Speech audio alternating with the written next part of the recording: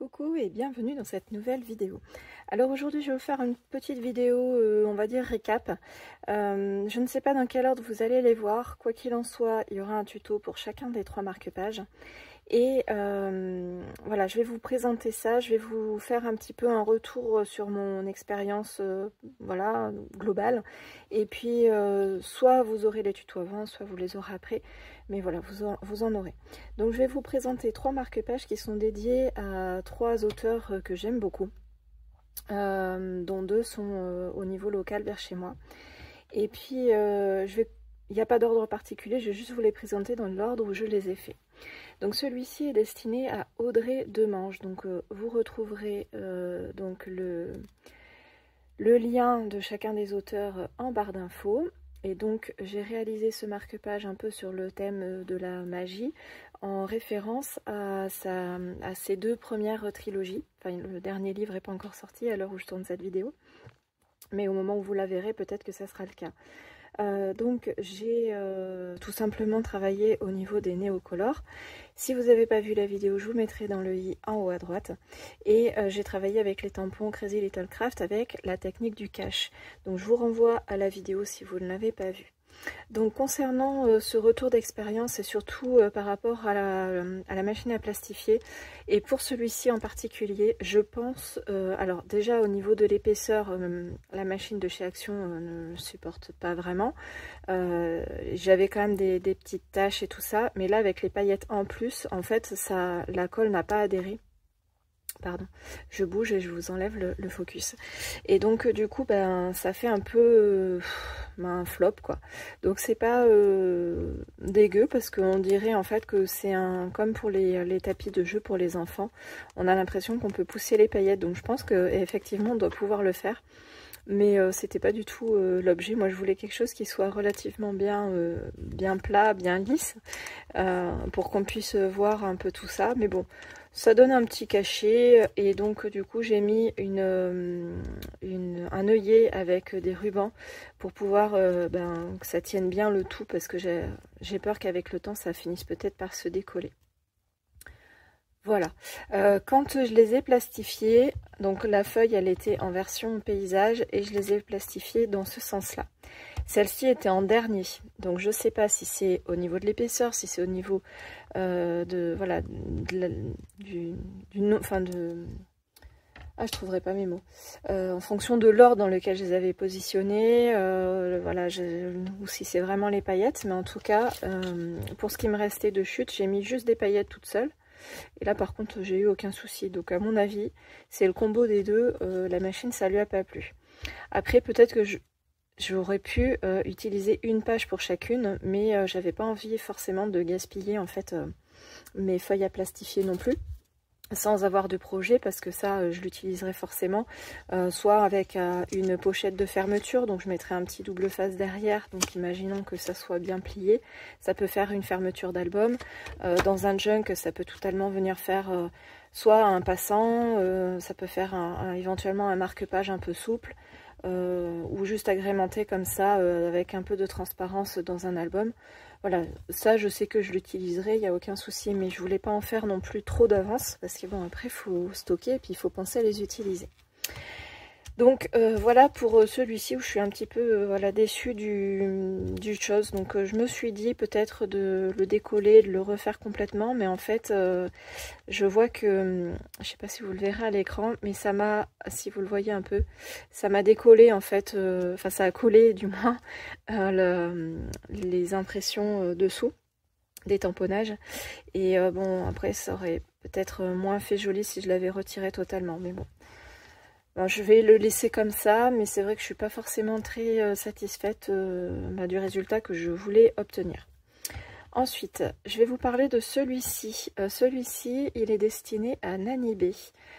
Donc ça fait référence à un de ces livres que je n'ai pas lu, qui est sur le thème un peu steampunk, qui s'appelle Aquilon ou Aquilon. Dans ces marque-pages, j'ai voulu représenter des livres que j'avais lus, des auteurs que j'avais aimés. Déjà, d'avoir lu, ça aide aussi à se représenter voilà, les personnages ou les couleurs et tout ça. Et pour celui-ci, en fait, c'est que j'avais vraiment très envie d'utiliser ce petit chat steampunk. Donc c'est la marque, hop, je peux vous le montrer, je l'ai sous la main. C'est celui-ci, donc le Grunge Collection de Studio Light. Et c'est un tampon qui est parfait en fait pour ce genre de création, puisqu'il est totalement complet. Vous avez le fond, vous avez le personnage. Ici, j'ai utilisé les Distress Oxide pour faire mon fond. J'ai utilisé voilà certaines techniques, je vous renverrai à la vidéo. Et pour colorier le chat et faire ressortir certains éléments comme les chiffres, j'ai utilisé mes polychromos. Donc ce qui est dommage avec la plastifieuse pour celui-ci, c'est que du coup on voit pas les effets en fait du crayon de couleur, parce que du coup là déjà vous voyez avec la lumière, c'est le papier bambou de chez Action et il est pas lisse. Donc je pense que ça aussi, ça doit peiner pour la plastifieuse. Pas que ça soit un papier très épais, mais comme je l'ai doublé. Et celui-ci, c'est pareil, à certains endroits, on dirait que c'est collé et d'autres, c'est pas collé. Enfin, c'est trop bizarre. Alors voilà, je sais pas, j'avais jamais eu de soucis jusqu'à présent avec ma plastifieuse. Donc bon, à voir. Celui-ci, au départ, j'avais prévu de lui mettre un œillet aussi. Et puis je me suis dit, comme c'est destiné aussi à être dans un livre, si c'est des livres qui sont un peu grands, ça va obliger à le laisser dépasser pour éviter que ça abîme le livre. Donc bon, celui-ci je l'ai laissé comme ça, mais j'aurais très bien pu aussi rajouter un œillet avec un petit ruban. Mais j'en avais pas forcément dans ce thème-là aussi, donc c'était aussi la raison pour laquelle je ne l'ai pas fait. Mais c'est vraiment dommage du coup, parce que la plastifieuse, on ne voit pas vraiment, mais vous voyez là, il y a les... J'avais utilisé le polychromos irisé, celui qui est cuivre, et ça rendait trop bien. Même là, j'avais utilisé l'argenté, et on ne le voit pas très bien en fait avec la plastifieuse. Ça se voit mieux à l'œil nu qu'à la caméra. Mais ouais, je trouve ça un peu dommage. Ça fait un effet un peu de flou sur les personnages. Ensuite, pour ce dernier marque-page, il est destiné à Céline Saint-Charles. Alors, pour vous raconter un peu la petite histoire, j'ai commencé à lire, comment ça s'appelle, l'Apocalypse selon Sandra, et c'est un livre au niveau de style d'écriture que c'était vraiment un pari, parce que ça parlait de zombies. Et moi, je suis pas très copine avec les zombies, mais son livre m'a vraiment... j'ai vraiment beaucoup aimé l'histoire, j'ai vraiment beaucoup aimé sa vision, en fait, voilà, parce qu'il y a une partie où on est du côté des zombies, et j'ai trouvé ça vraiment très original. Mais j'avais pas forcément beaucoup de tampons, vous savez que je suis pas très Halloween, moi, donc les zombies, j'en ai qu'un, et j'arrivais pas trop à composer ce marque-page avec ça.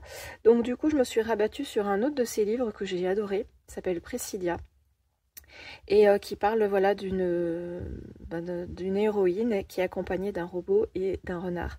Et donc du coup j'ai eu l'idée de faire ce marque-page un peu façon moodboard. Donc je l'ai fait à l'aquarelle.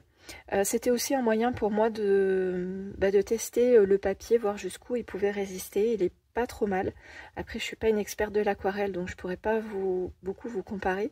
Mais en tout cas il a fait son affaire et il m'a très bien convenu.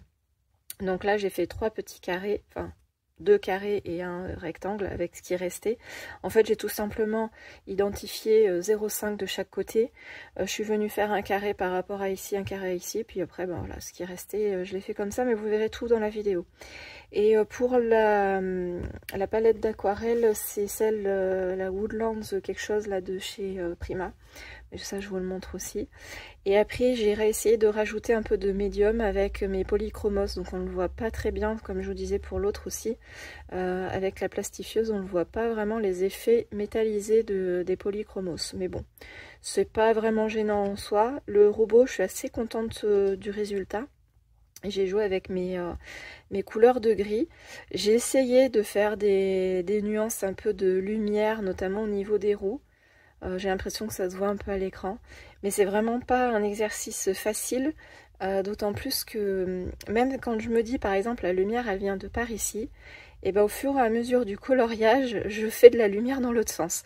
Je sais pas pourquoi, j'arrive pas à me souvenir de ces petits détails qui peuvent faire une grande différence sur les coloriages. Et pour le petit renard, c'est pareil, je l'ai fait à l'aquarelle. Et puis après, j'ai essayé, j'ai dit bien essayer parce que du coup ça donnait pas du tout le même rendu que ce que j'aurais voulu. Mais j'ai essayé de faire un peu des, voilà, les traces de poils.